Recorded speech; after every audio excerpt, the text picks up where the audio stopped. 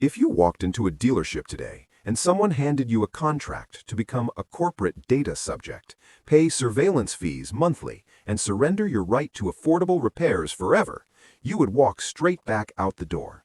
But millions of Americans sign exactly that deal every single year without reading the fine print. The average new car is now approaching $50,000, and lenders are stretching repayment windows to 7 years just to make the monthly number look survivable. But the loan structure is not what should terrify you. What should terrify you is what you are actually receiving in exchange. A modern vehicle is not a mechanical asset. It is a rolling software subscription, one you do not own, one that monitors every move you make behind the wheel, and one engineered at the component level to self-destruct the moment the warranty clock expires.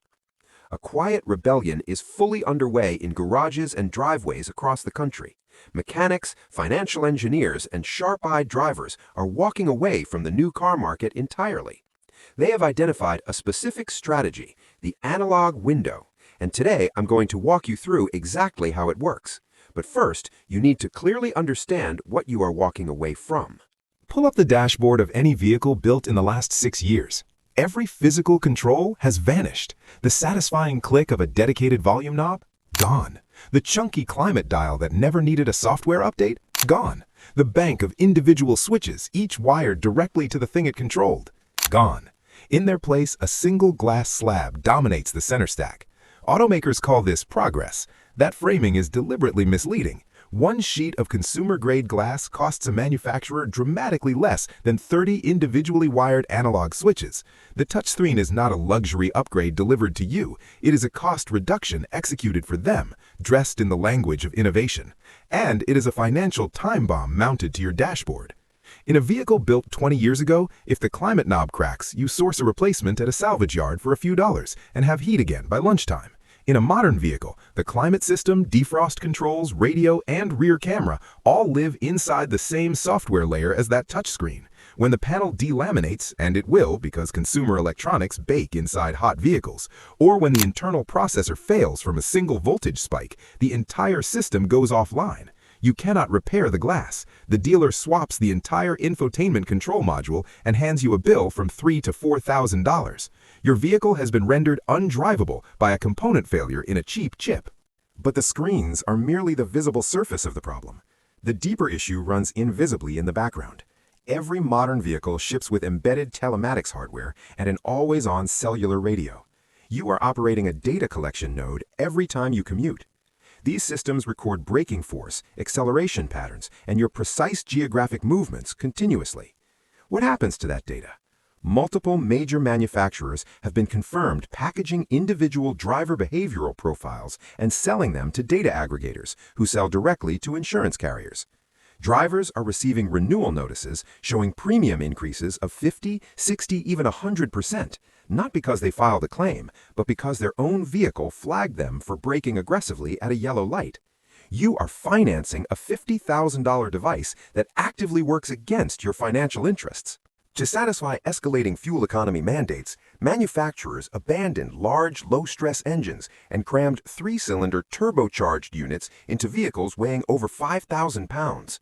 These engines are paired with continuously variable transmissions, steel belts running between variable diameter pulleys instead of real interlocking gears. Under sustained load, that belt degrades to metallic powder. These drivetrains are not engineered for longevity. They are engineered to survive warranty periods.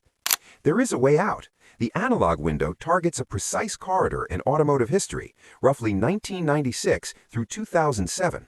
The lower boundary exists because 1996 was the year federal regulators mandated standardized OBD2 diagnostic ports in every American vehicle.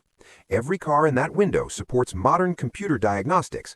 A $20 reader from any parts store reads every error code instantly. These vehicles have electronic fuel injection. Cold weather starting is never an issue. They carry airbags and modern passive safety. But because they predate the touchscreen era, they carry none of the failure points described above.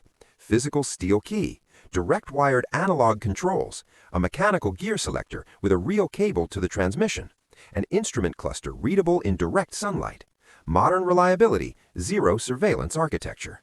For daily transportation, search private listings for late 1990s or early 2000s Toyota Camry or Honda Accord, four-cylinder variants specifically. Cast iron or dense aluminum engines with timing chains mated to hydraulic four-speed automatic transmissions with physical planetary gear sets. These drivetrain combinations routinely reach 300,000 miles on scheduled oil changes alone. For trucks, seek a late 1990s Chevrolet or GMC with the 5.7-liter Vortec V8, specifically models predating the active fuel management cylinder deactivation system that carries known long-term reliability problems. For a full-size sedan, the optimal loophole vehicle is the Ford Panther platform, Crown Victoria, Mercury Grand Marquis, Lincoln Town Car. Purpose-built for police and taxi fleets, body-on-frame construction, a 4.6-liter V8 running at a fraction of its rated stress. Replacement components available at every independent parts store in America. A clean, private sale example can be found below $5,000 and will outlast almost any new vehicle on the market. Here's the execution plan.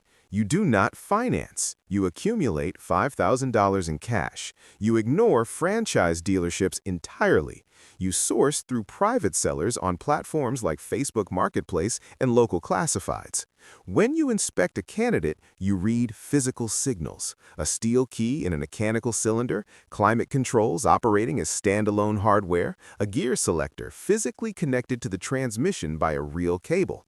These are the indicators of a vehicle built before the industry decided your convenience was secondary to their data collection revenue.